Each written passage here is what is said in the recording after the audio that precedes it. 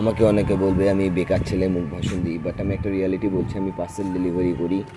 ওই দেখো আমার সাইকেল, আমি ডেলিভারির কাজ করি। তার সাথে আমি র্যাপ রেকর্ড করি, নিজস্ব বানাই।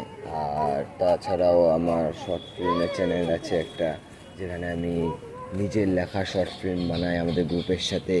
আমার নিজের লেখা, আমি লিখিও, আমি রাইটার, আমি ডাইরেক্টর, আমি প্রডিউসার, আমি অ্যাক্টার, আমি এডিটার, আমি সব করি। আমার নিজের যত পার্সোনাল কাজ আমি নিজেই করি। যতদিন পারবো ততদিন করব, যতদিন না আমার এতটুক মানে ক্যাপাসিটি হয় যে আমি পারবো না, আমার এখন টাইম হচ্ছে না, ততদিন আমি নিজেই করব।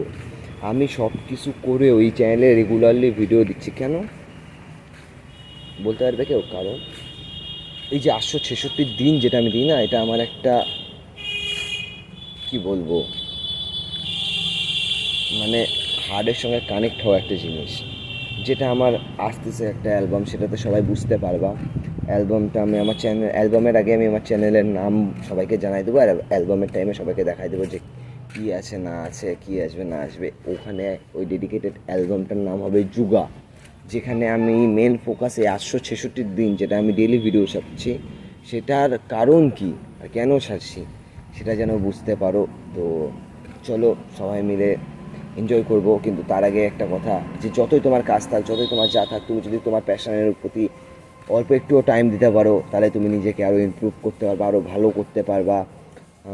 আর আমার বিশ্বাস আছে যে যারা আমাকে শুনছে অডিয়েন্স, তারা পারবে, করবে, সে যেই হোক। বুঝলা?